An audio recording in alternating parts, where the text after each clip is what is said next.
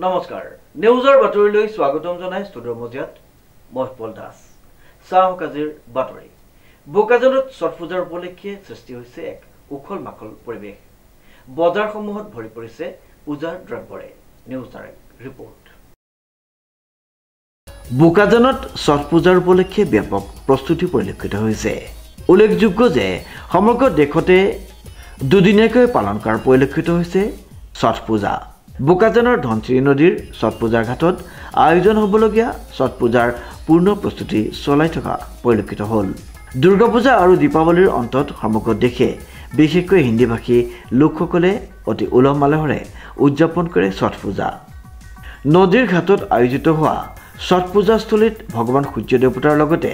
আন দেৱ দেৱীসকলক পূজা অৰ্চনা এটি ধৰ্মীয় ৰীতি নীতিৰে কৰা পৰিলক্ষিত হয় বোকাজানতো পৰিলক্ষিত হ'ল বোকাজান ছট পূজা সমিতিৰ লগতে বোকাজান পৌৰ নিগমে আয়োজন কৰা ছট পূজা আনহাতে ছট পূজাৰ উপলক্ষে বোকাজান বজাৰত বিভিন্ন ধৰণৰ ফলমূলকে আদি কৰি পূজাত ব্যৱহাৰ হোৱা আন সামগ্ৰী ভৰি পৰিছে সামগ্ৰীসমূহ ক্ৰয় কৰিবলৈ বোকাজানৰ বিভিন্ন প্ৰান্তৰ সহস্ৰাধিক লোকে ভিৰ কৰা পৰিলক্ষিত হ'ল ছট পূজা ঘাটত অসম বিধানসভাৰ উপাধ্যক্ষ তথা বোকাজানৰ বিধায়ক ডক্টৰ নুমল মমিন উপস্থিত হৈ পূজা সমিতিৰ বিষয়ববীয়াসকলৰ পূজাৰ বিষয়ত আলোচনা কৰা হয় পূজাস্থলীত প্ৰায় 10,000তকৈ অধিক ভক্তৰ সমাগম হোৱা পৰিলক্ষিত হয় ছট পূজাৰ বিষয়ে ক'ব যাওঁ তেতিয়া ছট পূজাটো আমি চাব লাগিব যে দ্বাপৰ যুগৰ পৰা প্ৰথম ছট পূজা কৰিছিল মা সীতাই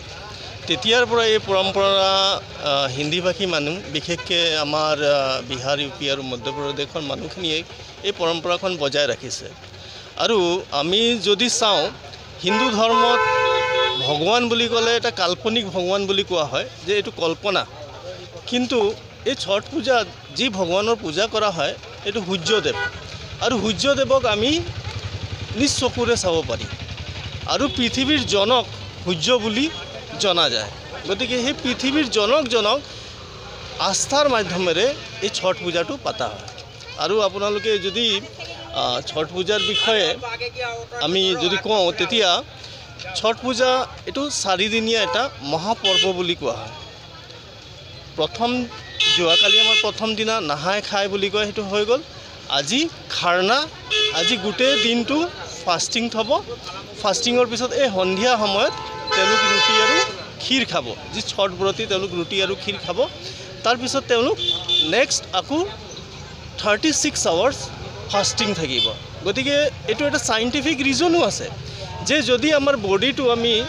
36 আৱাৰ 36 ঘণ্টা ফাষ্টিঙত ৰাখোঁ তো গোটেই বডিটো পিউৰিফাই হৈ যায় আৰু ছট পূজা কৰাৰ পিছত আমাৰ মহিলাসকল বা পুৰুষসকল যিসকলে ছট পূজা কৰে তেওঁলোক এটা নতুন এনাৰ্জি নতুন জীৱনৰ অনুভৱ কৰে আৰু ইয়াৰ প্ৰস্তুতিৰ বিষয়ে যদি আমি ক'ব যাওঁ তেতিয়া যিসকলে ছট কৰে বা ছট পূজাৰ লগত জড়িত যিহেতু সূৰ্যদেৱৰ দ্বাৰা এই পৃথিৱীখন জীৱিত গতিকে যিমান বস্তু সূৰ্যদেৱক অৰ্পণ কৰিব পাৰে সিমান বস্তু তেওঁলোক যোগাৰ কৰে আপোনালোকে বজাৰত চাব পাৰে যে প্ৰত্যেক মানুহে আজি বস্তু কিনাত ব্যস্ত যি বস্তু পায় সেই বস্তুটোৱে লয় আৰু এই বস্তুটো সূৰ্যদেৱক অৰ্পণ কৰে যিটো ঘটনা হৈ গ'ল